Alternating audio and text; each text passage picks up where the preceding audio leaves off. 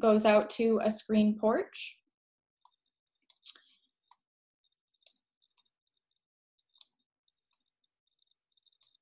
This door here goes out to a long southern deck, and that is shown in the standard Acadia as well. The homeowner also has decided for an attached 2-car garage, and I mentioned the mudroom when we first walked in. I'm gonna go around here.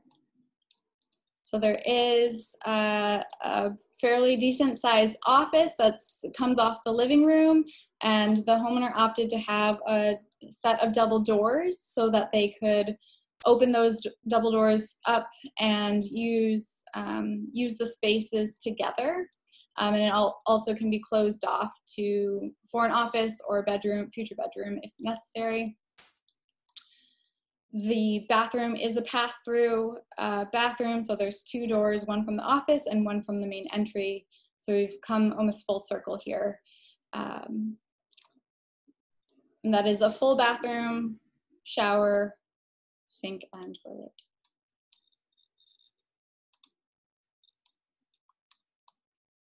So these homeowners are a couple approaching retirement. They actually live part-time out of the country, but have children that live locally. And so this house, it is one of our larger designs, was chosen by them, one, because it can accommodate their very large family, and also because of the aesthetic, because they were going for something a little bit more modern, but also that was true to the sort of traditional main aesthetic of a farmhouse. Let's go upstairs.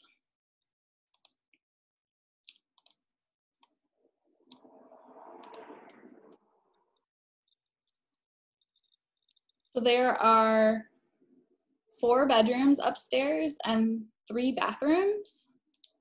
I'll walk into the master primary bedroom first, just to look around. There's a very large walk-in closet off of this space, as well as space for a stackable washer and dryer. And then the master bathroom.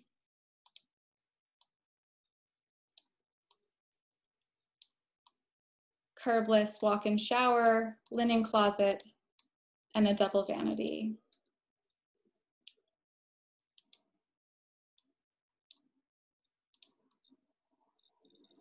There are 3 smaller bedrooms. The smallest has an attached bath in this version with a full shower, tub shower. And then trying to go as slow as possible so no one gets dizzy. 2 additional bedrooms that share a bath that's accessed from the hallway. I'll briefly walk into that one. Again, a double vanity and a full tub shower.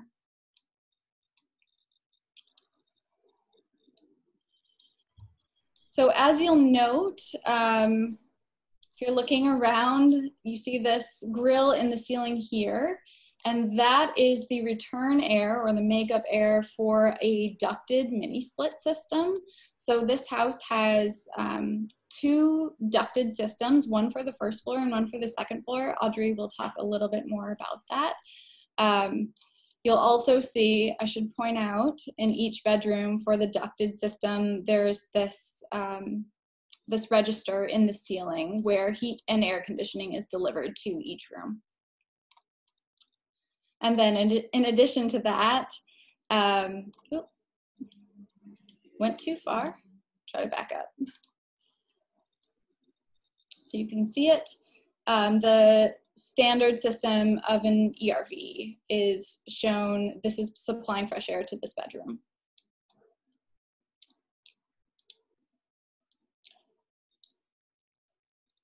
Carlin, Jay, or Audrey, are there any questions before I move to the basement?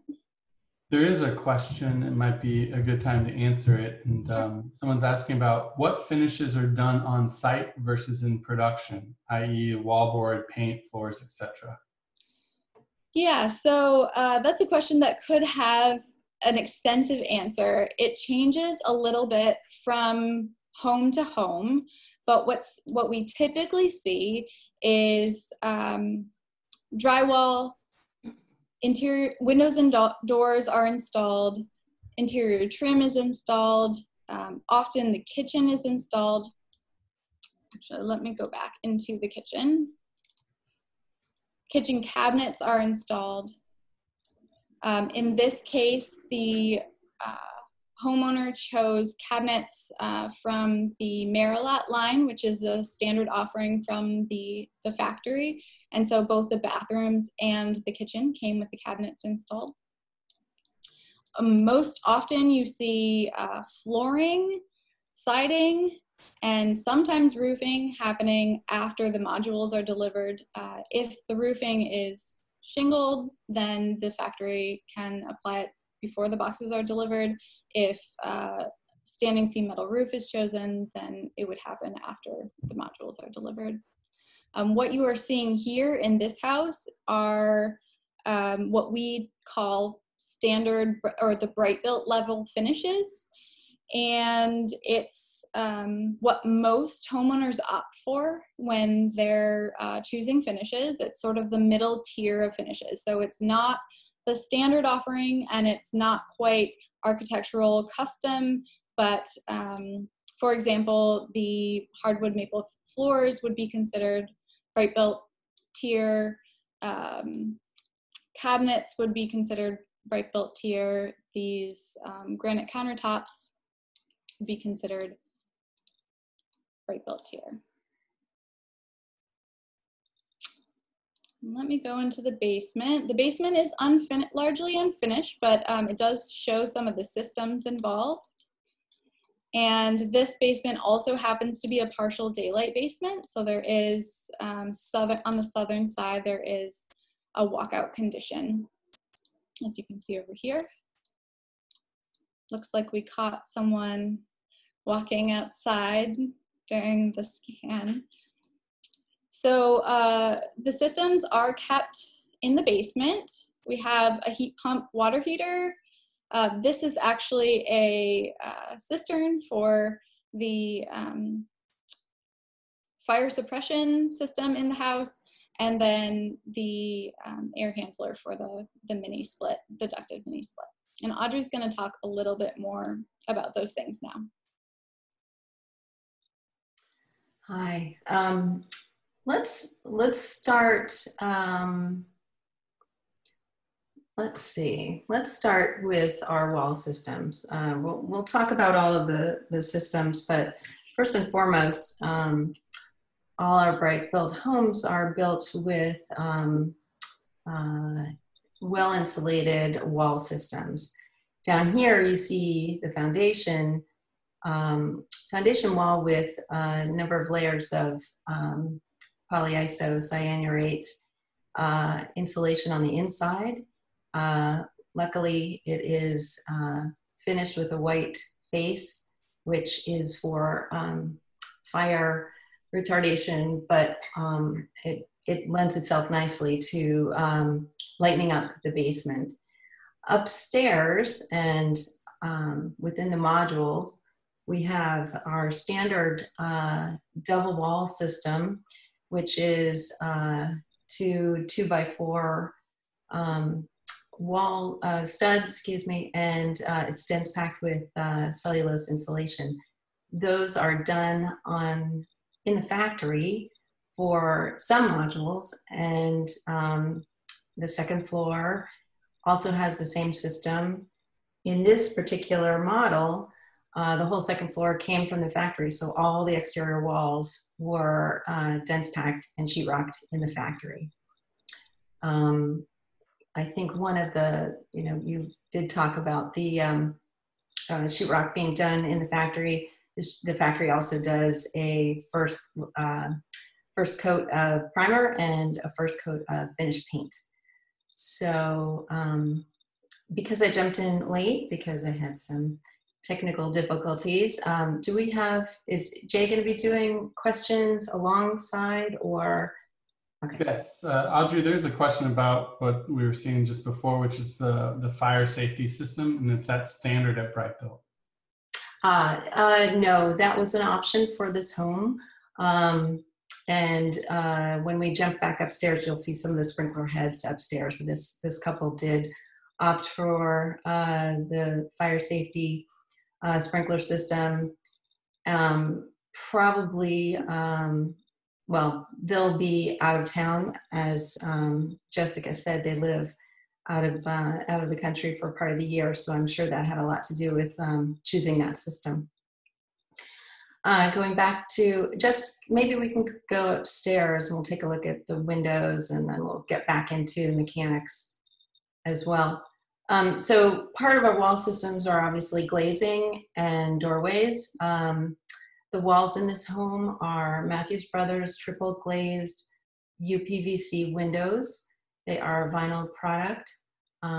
It is UPVC. It is unplasticized polyvinyl chloride. I can't remember what that C is, which basically means that it is recyclable at the end of its life.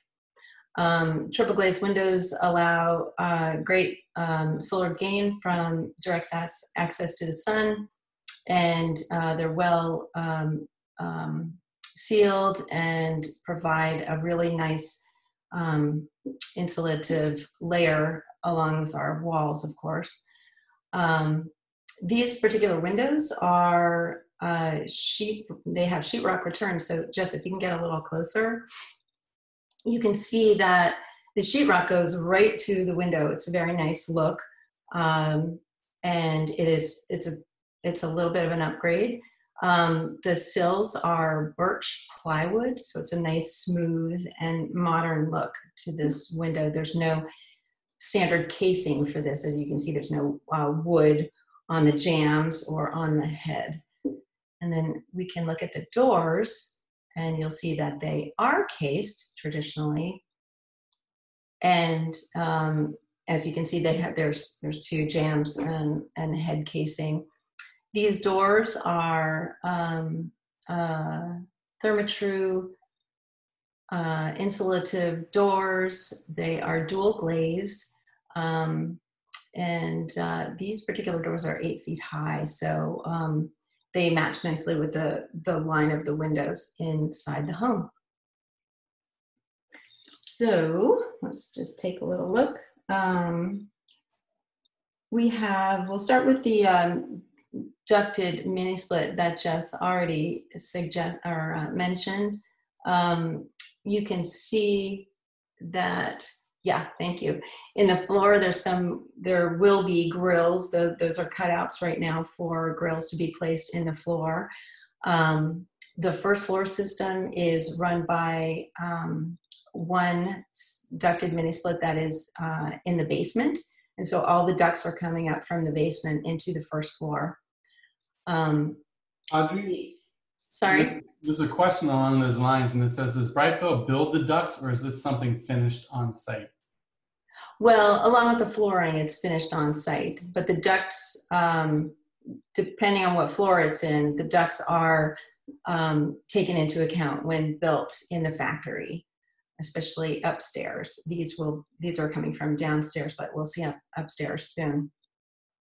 So there's one air handler in the basement to take care of this first floor. And then on the second floor, the whole second floor system is taken care of with an air handler that is in the attic.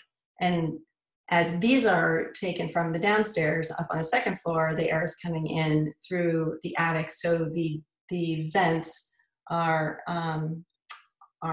at the top of the wall upstairs. And I think Jess showed one in the bedroom. So the typical, just a quick synopsis of an ERV, which is an energy recovery ventilator. The ERV supplies fresh air to all the living spaces. So you'll see back in this, dining room, living room area, there is a diffuser that supplies fresh air, and they will be throughout the home. And then in the kitchen, that one is an exhaust. So all of the wet rooms, the kitchen, the bathrooms, and sometimes the laundry room will have exhausted diffusers, and that is taking that stale air and also that moisture out of those rooms. And so the balance is that you're supplying as much air into the house as you are exhausting it. So there's this constant recirculation of air flowing in the home, and it's a feeling of fresh air all the time. Let's see. I guess if there's any questions, just pop them into. There are two questions in particular about the water systems we use, and one is asking if we use the forced hot water system. The second is, do you allow the install of a backwash water filtration system? We'll get on to that. Excuse me. We'll get to that in just a sec. Let's see. We can do that right now. We can jump down to the basement. Yeah. Okay. So this house has a heat pump water heater that is supplying the hot water for the home. Heat pump water heaters take heat from the ambient air, so any heat that's in the basement comes into the water heater to heat up the water in there, and then the cool air is taken out of that water and put into the environment of the basement. It's basically a reverse refrigerator, and acts just the same as a refrigerator does, but in reverse. You often notice that the back of your fridge is warm. That's because the fridge is taking that heat out of the inside of the contents and blowing it out the back. So this acts, it does cool the basement a little bit. It also has the bonus of being a little bit of a dehumidifier in the basement as well. So it's good to have, if you have a heat pump water heater, have that in the basement away from living space, because it does cool the area. Sorry, Jay, was there another question about water? It was about the backwash filtration system. That I'm not 100% sure of. I'm assuming that's for a loop system, and this is maybe a different system than that. So there are gray water systems that bring in, you can recirculate your gray water to reuse, and I'm not 100% if that's what this person is asking about. This is more of a traditional system. Let's see, so we talked about the ventilation and mini split. But I just show the ERV. Oh yeah, thank you, good. Yeah, so this house uses a whole house ventilation system. This is the Brown system. You can see there's ducts and insulated ducts running on either side of the unit. Both of those are, both sides has an inlet and an outlet going through the exterior to the outside. One is bringing fresh air in. That fresh air is passing over the heat exchanger in the center of the unit. It's a core, ceramic core. And then that air, once it's heated, is brought into the atmosphere of the first and second floor to supply that fresh air. And likewise, the exhausted air is coming back through on the opposite side, going through the heat exchanger, heating up the core, and then being exhausted from the home in that location. Audrey, are these noisy or do they vibrate much? These have a bit of a fan noise. Typically, they're located down in the basement. So what you do have is very low sound from it. It's really not that bad. What we would like to do is not put that unit right under a bedroom, for instance. We'd have it in this location. It looks like to me like it's maybe under the mudroom area. Is that right, Jess? Yes. Yeah. I don't know if she's there. This is not under the bedroom on the other side of the house at any rate. So we try and keep that away. Anything else, Jay? Yeah, someone's asking about vents in the bathrooms, and they're saying, just mentioned diffusers in the wet rooms, including the kitchen. Do you recommend range hoods to exhaust smoke, etc., from cooking? And does the diffuser platform perform that function? That's a really good question. No, we suggest doing having an exhaust in the kitchen as well as the exhaust from the ventilation, primarily because the exhaust at the range will take care of cooking oils and particulate matter that's in the home. In this house, the range space is right where we're looking straight on. The hood will go in that nook in the upper cabinets. This house is getting a recirculating exhaust hood, so it's not exhausted to the exterior. It will have a series of filters, charcoal filters inside that is basically capturing the particulate that is produced when cooking. And so those filters, it is extremely important to clean those filters on a regular basis. Most of the time you can stick them right in the dishwasher and keep those in top shape. We can exhaust kitchen hoods.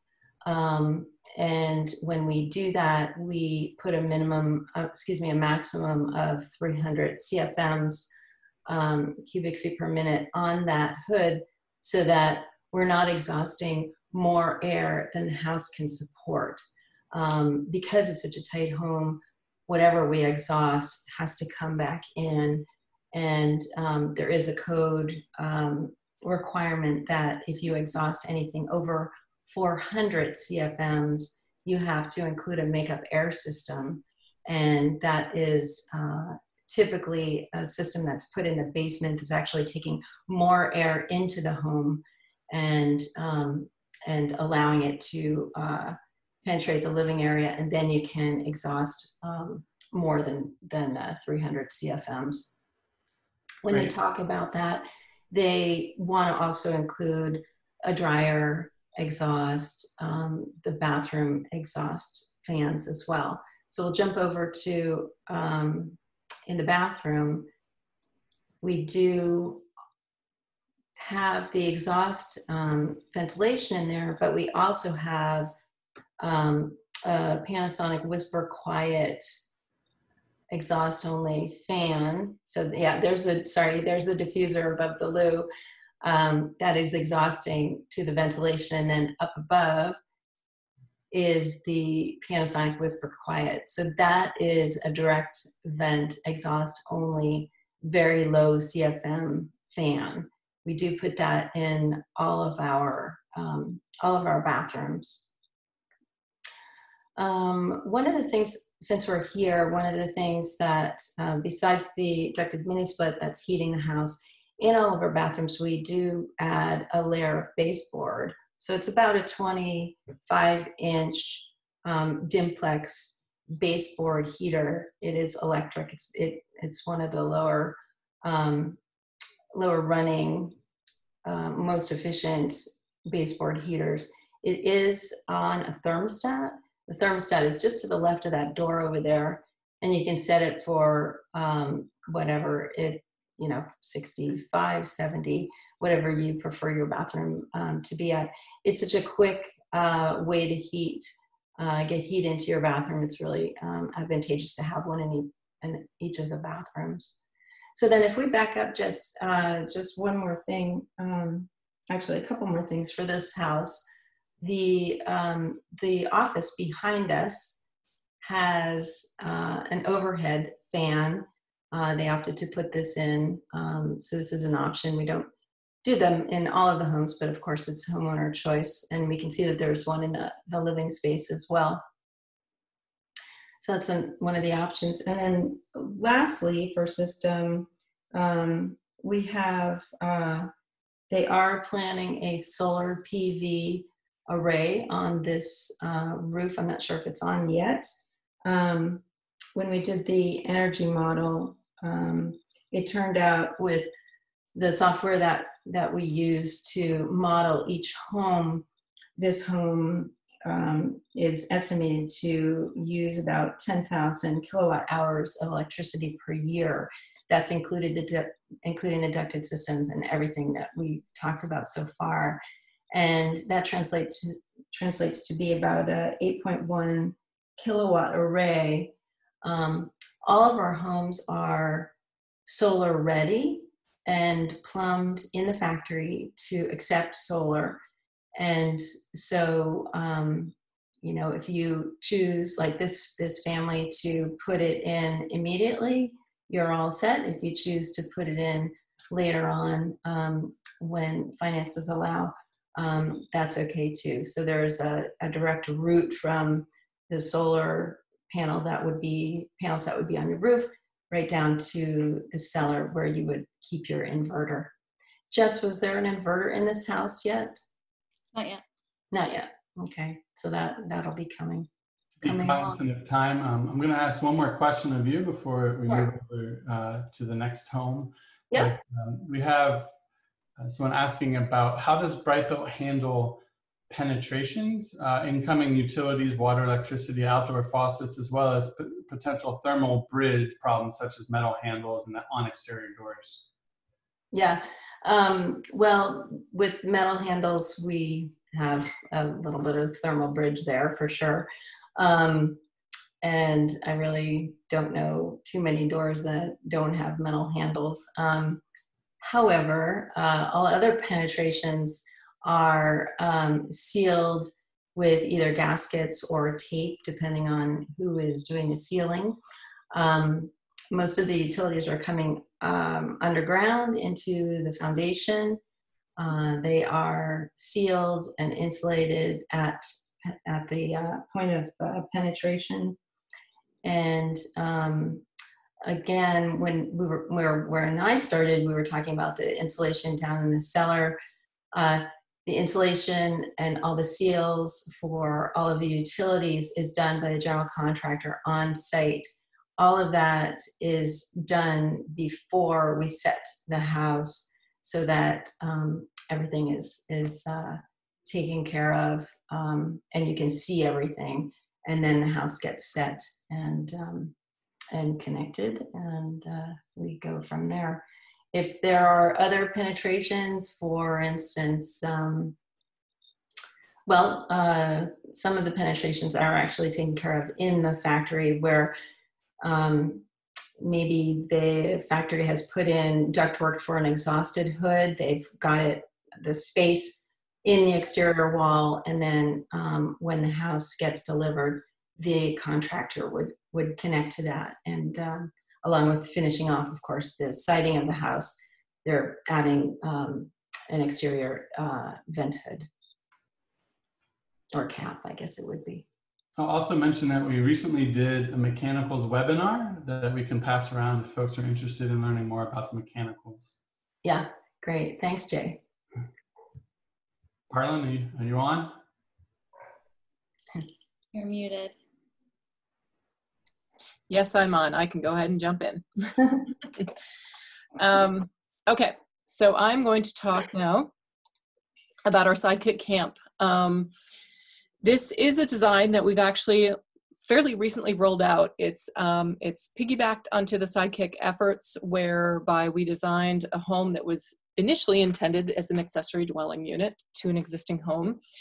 But some of the parameters of our main manufacturing partner have allowed us to build on this and actually make more of a small, very functional, actually in some ways generous in size home that can be either an accessory dwelling or a freestanding home. So in the case of this particular home, this was built by a couple who intend to use the home as a vacation rental and a vacation home for themselves. It sits right at the base of Mount Abram, so it will be both a quote-unquote ski chalet as well as a summertime mountain biking type escape for them. and then they will also be renting it. So I'm going to talk initially about the plan. So I'm going to start, we'll look at the outside here first. I'm going to go to full screen mode here. So this is a shot of the structure as seen from the road. It was built on an existing site that had an existing home on it that was demolished in order to put this home in place. The home that was demolished was close to beyond repair, but it did have existing systems. So it was able to tap into the existing well and septic systems that were available on the site. And as you can see, it was very close to the road. So the site work for this case in this particular home was a fairly small, relatively small number for a freestanding home in an infill site. For the program, it is roughly 850 square feet on the main floor. There is a loft in the open space above, and that is effectively an additional 400 square feet. But programmatically, we have 2 bedrooms here. So this is kind of a pseudo plan view of the design that's generated by this photography technology. So this is one of the bedrooms here, and this is another bedroom here, and there were 2 full baths in this case. This kind of blacked out area you see here actually is closets and washer dryer and hot water heater. So because these homes are designed to be built either on a very shallow crawl space or even on piers, particularly in the case of the traditional accessory dwelling unit that we designed, we needed to get all of the systems into the main floor of the house. So we accommodated the hot water heater within the first floor. And then the main living space here is all open and vaulted above. There's the kitchen, little dining nook, and the living area. So obviously for the purposes of the tour, it won't be a very lengthy tour, because it's a fairly compact house. But I'm going to go to the, sorry, I'm also going to try to navigate as kindly as possible here. But here's essentially the entry point from an added mudroom and screen porch. So actually, I didn't mention when we were backed out looking at the plan and at the photograph, but in this instance, the homeowners opted to add on a screen porch and a mudroom / gear room area. It's an unconditioned mudroom, so it really is intended for storage of bulk stuff such as skis, mountain bikes, etc., but locked storage that gets those up and into the house and out of the line of sight, and just so that they're secure when people are off and doing other things. So from the entry, this photo shoot was done when the finishing touches were still being made on the house. So obviously you can see the appliances are not in. This ladder that you see here is actually a construction ladder for the crews to be able to get up into the loft space. This will ultimately be replaced by a permanent ladder in this space right here next to the refrigerator. So some minor adjustments, obviously, mentally as you're looking at this. But yeah, so this is the main living space. It's vaulted, so it actually feels quite spacious, even though the footprint is about 16 by 22 feet from inside wall to inside wall. Within it is the kitchen, dining nook, and the living space here, as noted before. These homeowners opted for our standard finishes. So these are essentially the base level finishes available with the Sidekick, whereby wood flooring is installed in the factory in this case. So contrary to our standard homes where there are multiple modules for the home itself and where it's really hard to do the flooring and be able to cross that bridge between the 2 modules, this is a single module. It was built entirely as one module in the factory, and then therefore floored in the factory. The vaulted condition, the space above what would be the ceiling plane here, was built as a separate module. So technically this home is 2 modules, one being the first main floor of the house with all the finishes and final touches, and then the second comprising the roof assembly and, in this case, the loft area as well. So in this case, you can see this is one of the systems Audrey will talk about at the end of my walkthrough. This is the ductless mini split, and that is handling all of the heating and cooling for the entirety of the structure. As I spin around, you can see this French door closet, so that's some good storage space. And as we move down the hall, we're going to pass the electrical panel, which again, in a standard home would most likely be in the basement, but in this case, because the house is sitting on a relatively shallow crawl space, the panel is actually in the main living space so that it's fairly accessible. The louver door is the washer and dryer, and I just went flying down that hallway. Sorry about that. So at the end of the hall, we have the 2 bedrooms. These bedrooms, obviously, we're shoehorning quite a bit of program into a relatively small footprint. So these bedrooms are compact, really meant to accommodate just sleeping space. So a bed and maybe one small piece of furniture for storage. In the case of this room, obviously we can do a bed, a couple of side tables, and a dresser, and maybe even a small chair. So the intent really is to accommodate as many different people as possible in a very small space in this case. So we have a full bathroom. Everything that you see in this view was installed entirely in the factory. So all of the window trim, the windows, the walls, the sheetrock, the paint, the baseboard heating unit, the bathtub, shower, toilet, sink, countertop, and tile. So everything was installed in the factory that you see there. And then going into the main bedroom, we also have an ensuite bath in this case, similar to the other, except this is a shower with a bench as opposed to a bathtub. But again, everything that you see here was installed in the factory. So something to note from this view is what you see in the far corner here of the bedroom. Right there, that is a through-wall Lunos air exchange system. So Audrey will talk about those a little bit more when she talks about the systems for this house. But that essentially means that we then don't have an ERV or an HRV unit, because those do all the same work as those units. And therefore, we're taking out all the ducting in this case for both the air exchange and the heating and cooling. Lunos systems are phenomenal systems. They are very efficient, and they're very low impact as far as the infrastructure of the house, but they become a little bit less cost effective as you need more and more of them. So the larger the home becomes, the less of an optimal option it is as an air exchange system. So it works great for these small homes, less so for the bigger homes. So that essentially is the walkthrough of the camp. You can see the second bedroom there.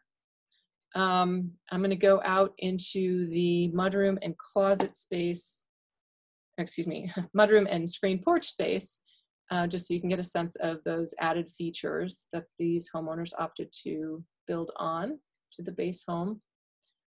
And then in there, off of the screen porch, is the mudroom storage area. So again, these spaces are not quite complete when these photos were done, but still neat to see some of the options that are available. So real quick before I transition over to Audrey and she has an opportunity to talk about systems, I also wanted to show in the document where people filled out their interest in coming to this webinar, there were several questions about flexibility in design and several questions about the ability to customize design. So I wanted to show 4 options that have actually emerged, 4 variations that have emerged on just this particular design alone. So up here in the upper right-hand corner, we have what represents the design we just walked through. And in this case, and in the case of one of the other designs in this group, the length of the structure is actually 45 feet. In this case, it was driven by the constraints of the site and the setbacks that we were working against. Our standard camp has actually grown to 50 feet. So our standard camp dimensions are 18 by 50 feet, which allows for a little bit more breathing room on a second bedroom, as well as some slightly different configurations of the space on the interior. You can see this is that floor plan we just walked through. So there's the ladder going up into the loft, the 2 bedrooms, the 2 full baths. Here's that water heater I was talking about, the washer dryer, and then the closet you come in next to when you enter the space. So that is one variation. And then the second floor for that is just an open loft, essentially. Now, in other variations, you can see in the case of this home here, this was also built to that 45-foot footprint, 2 bedrooms, but they opted for just a single bathroom and a walk-in closet off the main bedroom. So slight changes, but just exemplifies some of the different things you can kind of push and pull. Obviously, there are some other considerations here. They added a one-car garage, covered entry at the entry, and covered entry that connects the garage to the house. And then they also opted for a screen porch, as with the other project, but put it in a slightly different location on the house. So that's one variation. And then in these next two are based on the 50-foot footprint. So I'll go to this one first. And these next two also show code stairs. So that's one limitation of the ladder to the loft option, is that the loft space legally cannot be considered a sleeping space because it doesn't have legal stair egress from the space. Technically, anytime you have a ladder going up into a space, it's really effectively storage. It's not supposed to be used as living space. So in instances where people wanted to make more use or more specific use of that second floor loft space, we needed to introduce code regulated stairs. So in this case, we have that footprint of 18 by 50 with the code stairs going up into that loft space. But in this case, this is the entry here. So there's a much more generous entry in this particular design. And you've probably noticed there's only one bedroom. So that's helped to create more space for other things. The kitchen is very generous. It's a very spacious kitchen for a home, in particular for a home this size. Really for any home, that's a pretty generous kitchen with lots of counter space. The entry has a coat closet opposite the door and a bench and hooks and a small wardrobe. So really, by taking out that second bedroom, there was a lot of opportunity to take advantage of that space elsewhere. And then on the second floor, in this case, you've got the stairs coming up into just an open loft area with a small bunk room / bedroom beyond. So then to close it out, I'll show the fourth variation of this footprint, which shows 2 bedrooms on that first floor, 2 bedrooms, 2 baths, stairs, code stairs going up into a loft space, a kitchen. It's effectively a galley walk-through kitchen in order to get access from the main living dining space over to the sleeping spaces. But in this case, they had a walkout basement condition. So we had to have a central arrival point for coming up from the basement. So the basement stairs are stacked underneath these code stairs that go upstairs, with access to that full bath pretty close to the basement for coming in after, being out for a rigorous ski or otherwise, so that they had pretty close access to that bathroom. And both of these bedrooms are fairly generously sized. They're actually fairly standard bedroom sizes. So, you can see some different advantages and trade-offs, I guess, depending on what the decisions are that you're making or that are driving your particular design and your site. Here's the loft here then, where the stairs arrive. There's an open loft space and a little TV area, and then a bunk room that's a little bit larger than the other one. So yeah, the answer therefore is you have a great deal of flexibility to customize the footprints and to really make these homes your own. This applies, of course, to the larger homes as well as the small footprint homes.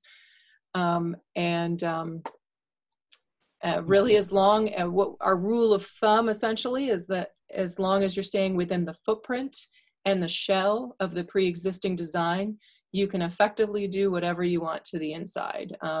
Minor limitations with respect to support walls in some cases, but otherwise there's a ton of flexibility and a ton of customization available within the pre-existing footprints of any of our pre-existing designs. And Parlin, those last two would be a good example of how it could be altered to also have a full foundation. And as you said, one of them will have a walkout basement. Yep.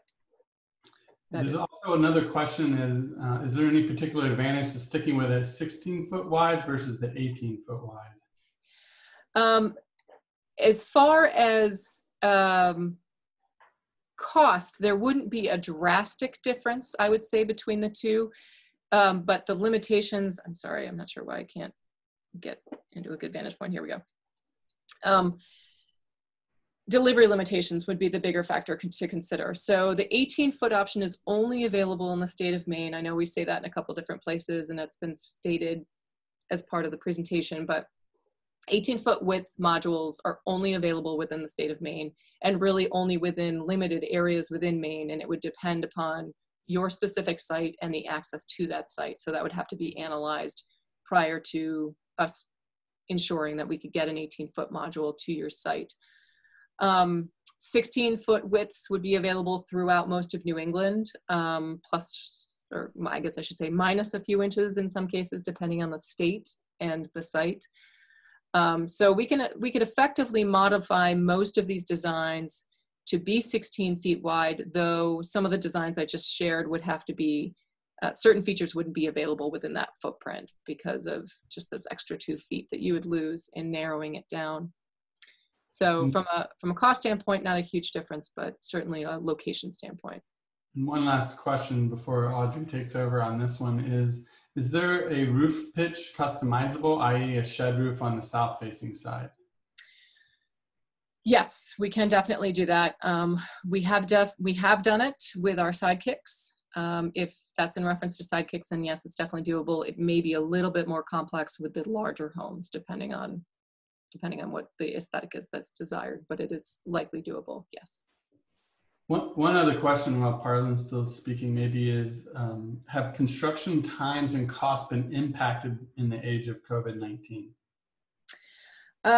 Yes, to some degree. So we are still largely working within our standard timeframes of once everything has been designed and once everything is checked off and all the specifications have been selected and everything is signed off with the factory, we're still working within roughly the 10 to 12 week turnaround time from when that final sign off is made to when the delivery of the modules is able to go through. But that does depend a bit on selections. The two biggest things that are delaying or extending, I should say, construction timelines right now are kitchen cabinets and windows. So those are the two manufacturers that seem to be hit the hardest in terms of time frames at this time because of COVID. Obviously, that is still subject to change because we are not yet out of this brave new world that we're living in. But yes, there have been some delays, but we're still largely able to make our standard timelines as we've found thus far. Any other questions, Jay, or should Audrey take over? I think they're mainly about some of the systems. Okay. All right, Audrey, I've got you pointing at a Lunos right now, but I could start off elsewhere if that's better. Well, we can stay here. That's fine. Let's see. We're looking at the exterior wall, of course, with the window right there. So we back out a teeny bit. We can see that window in full. Again, all of our buildings are built with a double stud wall, exterior wall, dense packed with cellulose insulation. So it is that deep wall, and you see the deep window well there. This home has paradigm windows. They are just like Matthews Brothers, unplasticized vinyl, polyvinyl chloride. They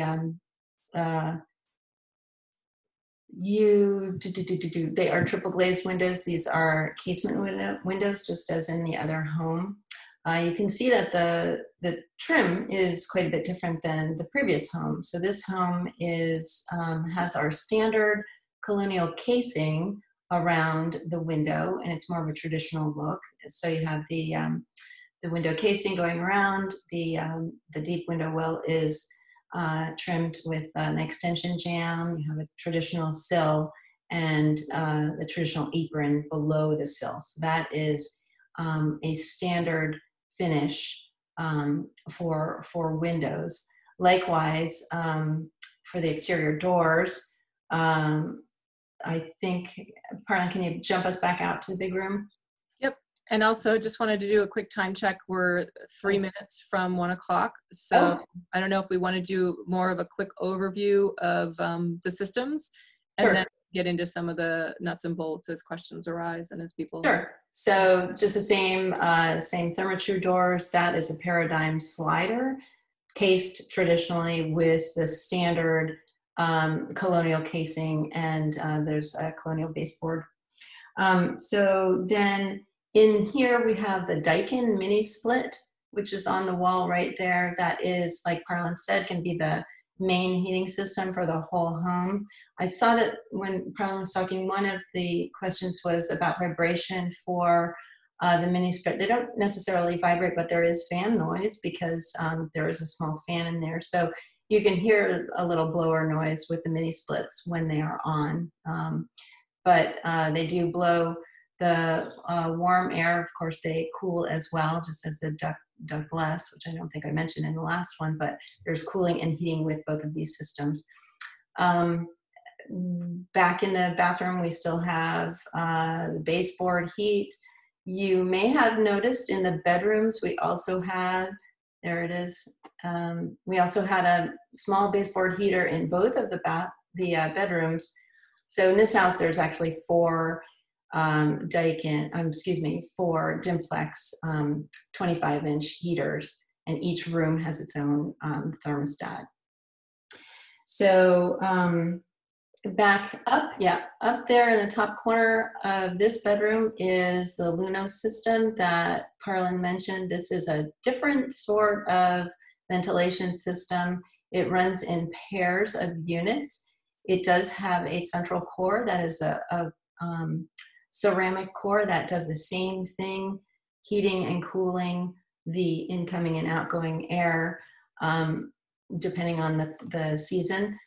Way up high in the top, we see one of the fans. Since these work in pairs, this pair has its opposite in the hallway, and then the two bedrooms are not connected, but they share the pair of these fans. So there's, sorry, just going to interrupt. Its opposite's actually in the other gable end.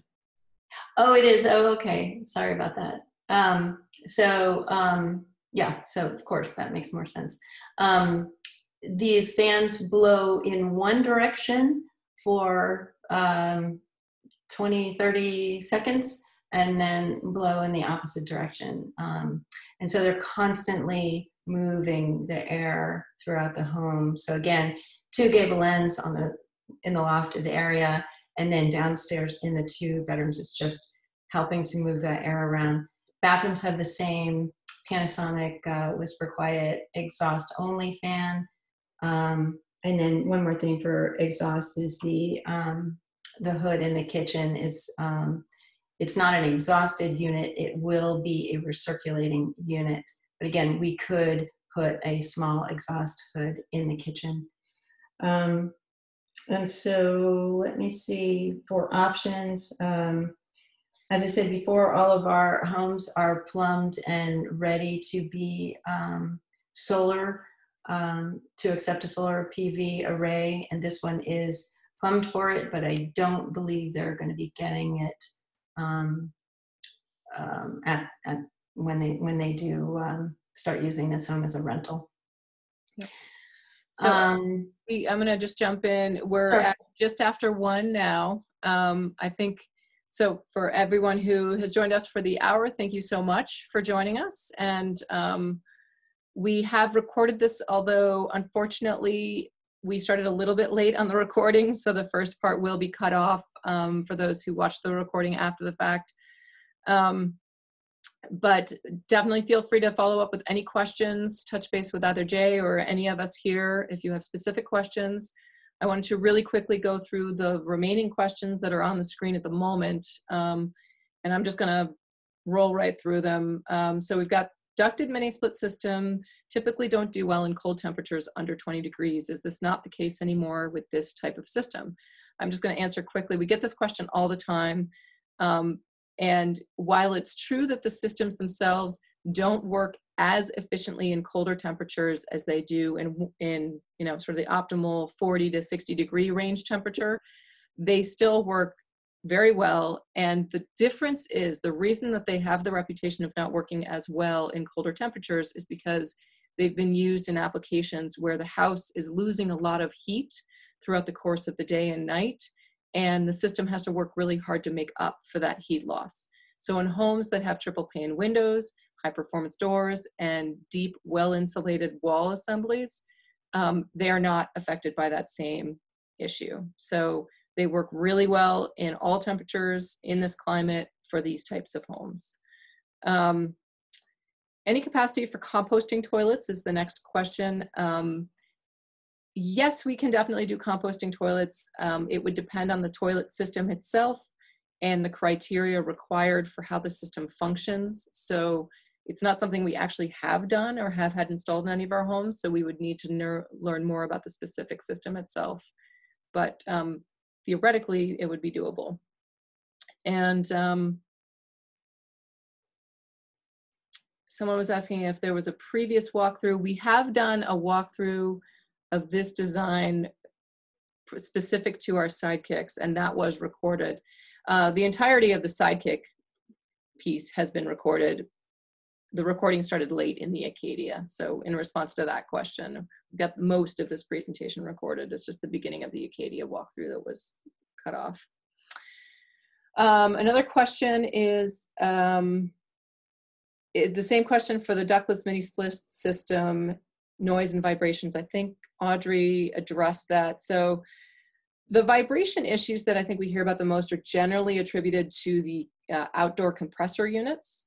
And so as long as those units are separate from the main body of the house and or not mounted on the wall of the house, just on the other side of a bedroom, it's really a non-issue. You don't hear about people being affected by it.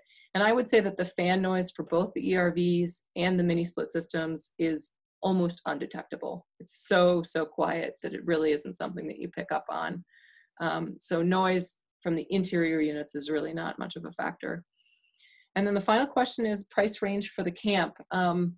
That is not the $1 million question, but it is the couple $100,000 question, because it really depends on where you're building it, what the site conditions are, and whether it is tying into an existing infrastructure.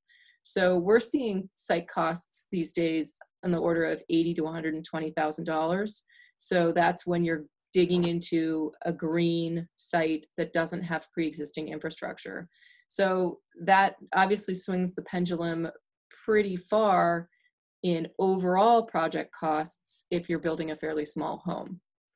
So the home itself, generally for this camp, would likely be in a roughly the 200 to 250,000 range. That is not including site costs. So site costs would be an additional 80 to 100 plus beyond that if you have a raw site that's challenging, that has a long driveway, needs well and septic, etc. If you're on a site like this where you're close to the road and you're tapping into an existing well and septic, your site costs might be on the order of 25. So it's really dependent on the conditions of the site, as well as your selections for finishes, and if you're doing any sort of ancillary structures to the main structures, like in this case where there's a deck, a screen porch, and a mudroom. So those features add incremental costs as well. So that wraps up all the questions that are open at this time. If anybody has further questions beyond this, do feel free to shoot them over to us. And as Jay said, this has been recorded, partially recorded, I'm afraid, but we'll be able to send it around to all of the attendees after the fact.